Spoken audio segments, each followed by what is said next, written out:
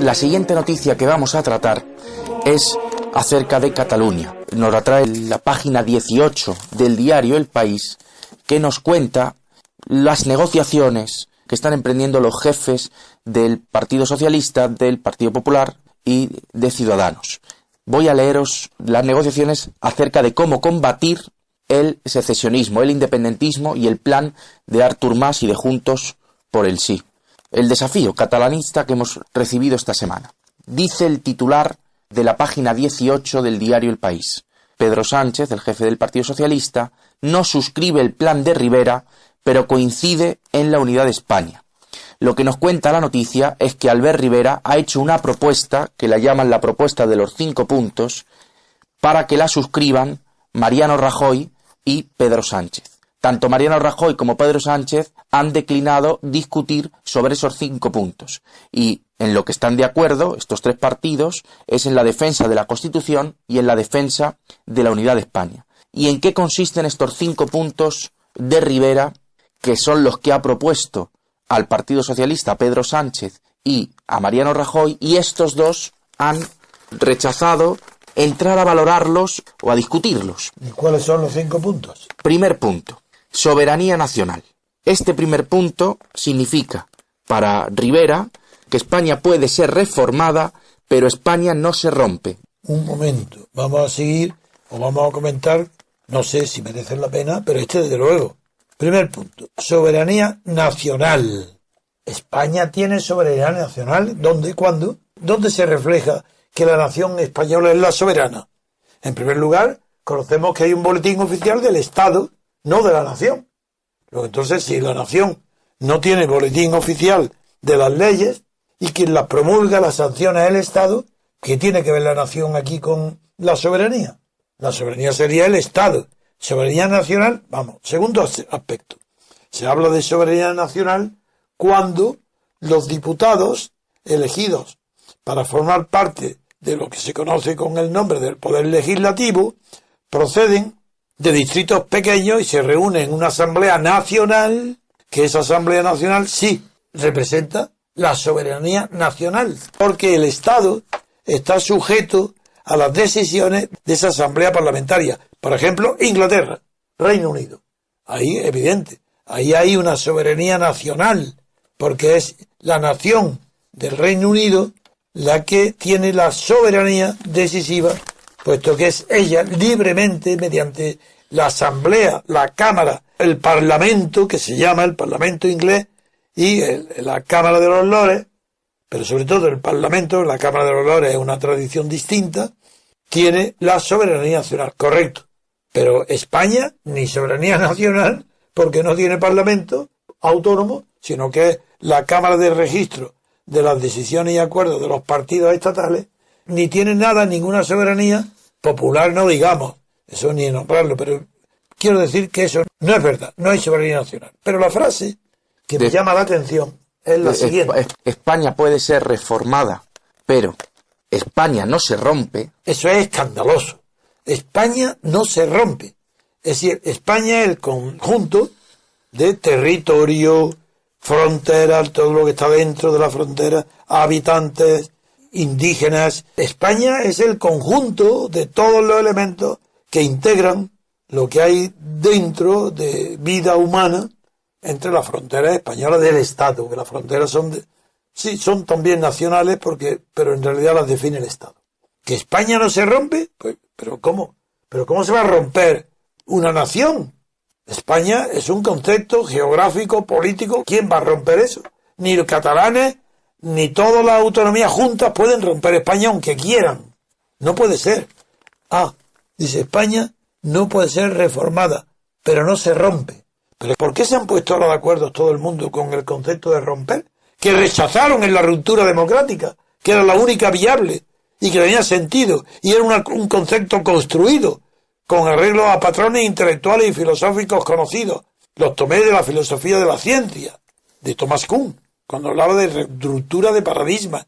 Pues un paradigma, se habla de ruptura de un paradigma, no porque se rompe, sino porque deja de ser el inspirador de todos los avances de la ciencia que hasta entonces habían sido guiados y dirigidos por ese paradigma. Por ejemplo, la física de Newton, la de la gravedad. Eso es un paradigma. Y lo que decía Thomas Kuhn es que durante décadas y décadas y décadas la ciencia avanza en virtud de un paradigma que funda una época.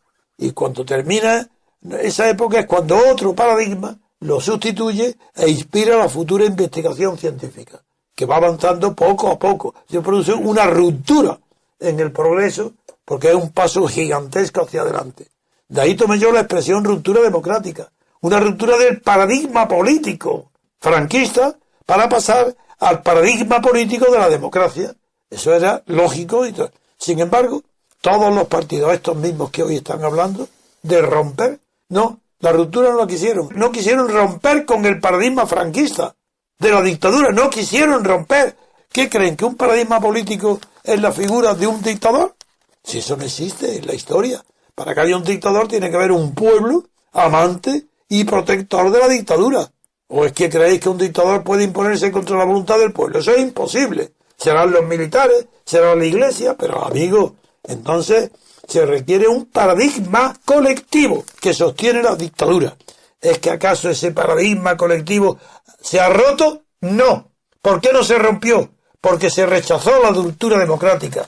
Se me encarceló primero y cuando fue inútil se me difamó, porque fui el único que se mantuvo fiel a lo que los partidos meses antes estaban de acuerdo conmigo, en la ruptura democrática del régimen franquista, no de España. Es verdad que Calvo Sotelo pronunció aquella frase célebre, prefiero una España roja a una España rota. Pero ahora, ¿cómo dicen que España no se rompe este pobre hombre indigente mental como es Rivera? ¿Qué creéis? ¿Que hay diferencia de inteligencia entre Rivera y Sánchez? Si son iguales. Si ahí no hay cultura, no hay inteligencia. Es solamente que uno, el último, empieza de cero. Por tanto, empieza él no estando corrompido. Y Sánchez está liderando un partido corrompido hasta la médula. Esa es la diferencia.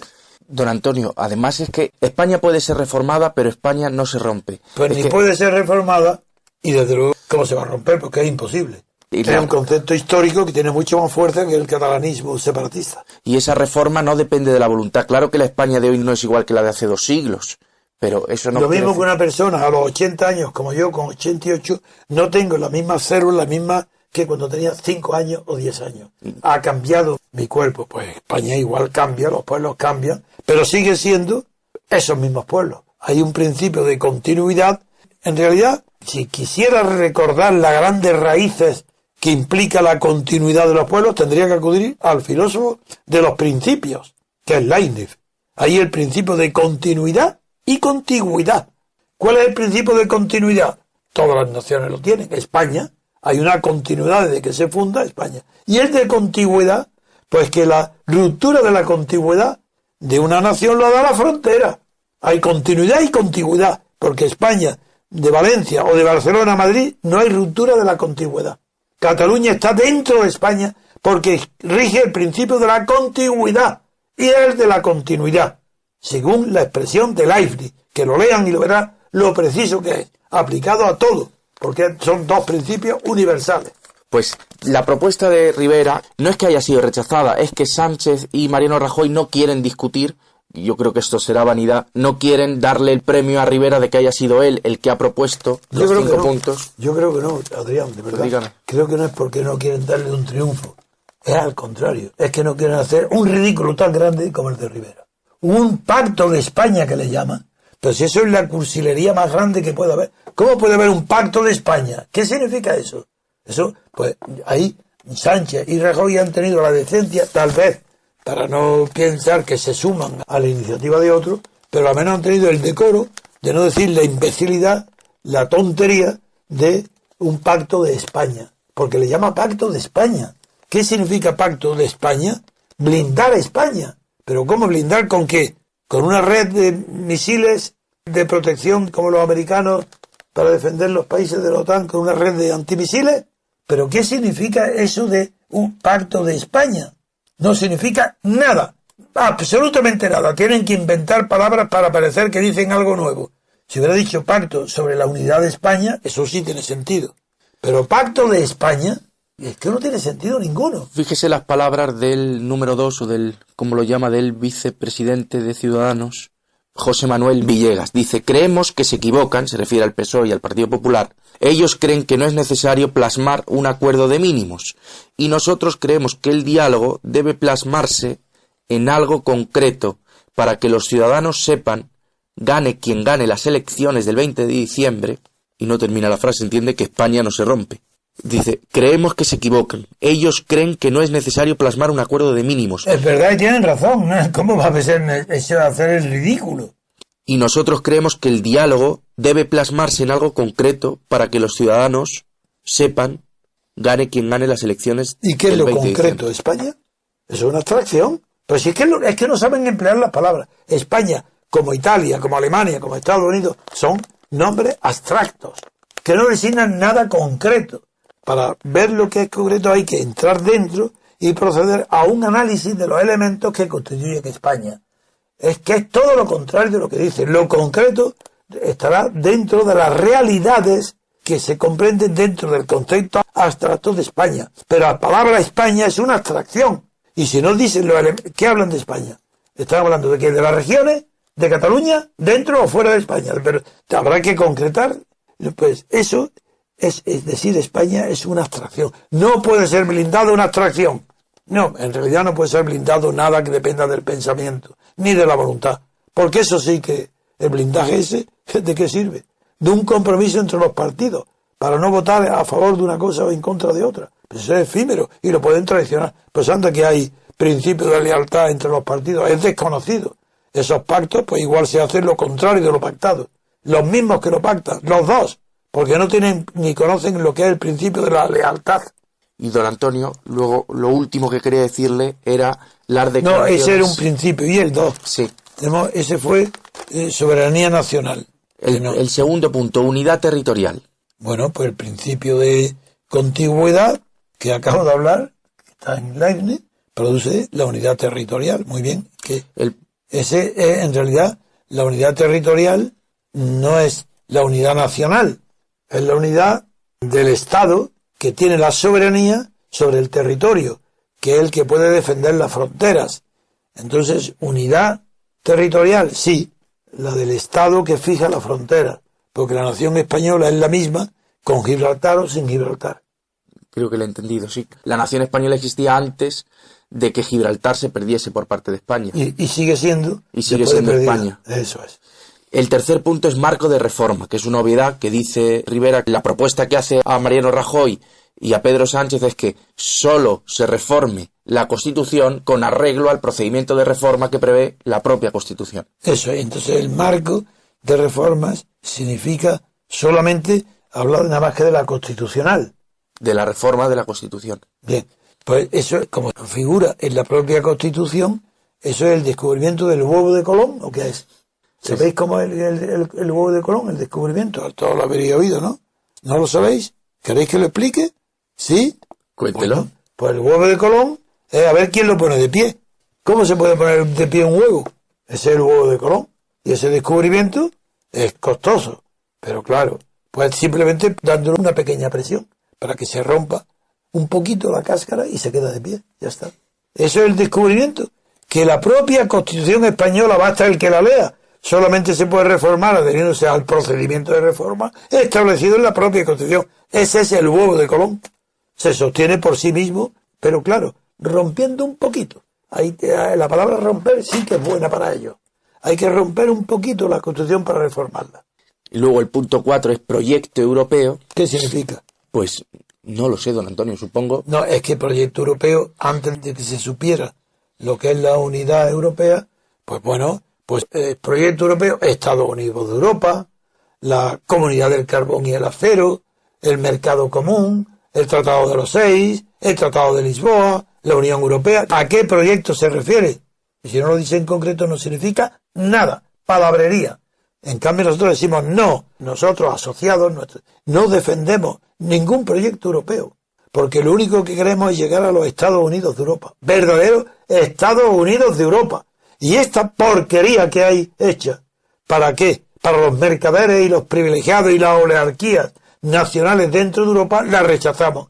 Ojalá se salga de la zona euro, no por la moneda, que aunque todo el mundo la critica hoy, que ha sido lo más válido que ha hecho el mercado común que se ha extendido con el nombre de Unidad Europea. Pero sigue siendo un mercado. ¿Manejado por quién? Por la oligarquía financiera. ¿Mediante qué? Mediante los funcionarios o políticos que están en Bruselas, en Estrasburgo y en Luxemburgo. Y el quinto punto de la propuesta es condicionar los pactos, que consiste en que los partidos firmantes... Eso debe ser los blindajes, ¿no? ...se comprometen a no gobernar de la mano con aquellas fuerzas políticas que quieren romper España. Otra vez romper. Bueno, como los únicos que quieren separarse de España, no romperla, como los que solamente son los partidos integrados, los partidos catalanes integrados en el Parlamento catalán y en la Generalitat, pues es un pacto contra ellos y también contra el País Vasco. Pues no sé si todo el Partido Nacionalista es una parte de él. Bueno, pues tampoco tiene mucho sentido. Porque a ver qué dice literalmente, verás qué palabra más. Sí. El quinto punto dice que los partidos firmantes se comprometen a no gobernar de la mano con aquellas fuerzas políticas que quieren romper España. ¿Alguna vez se ha respetado en los 30 o 40 años que llevamos de oligarquía? ¿Se ha respetado alguna vez ese principio? Nunca. ¿Por qué se va a respetar ahora? ¿Porque de palabra lo digan? Pero eso hace falta no dirigentes, sino pueblos leales, que aprecien la lealtad. Como en España no está dentro de esos pueblos, eso no obliga a nadie. De palabra todo el mundo juega. Vamos a comprometernos. ¿Y qué? ¿Acaso no se comprometieron todos los partidos de oposición clandestina a Franco en un documento original que guardo, el de los 14 puntos?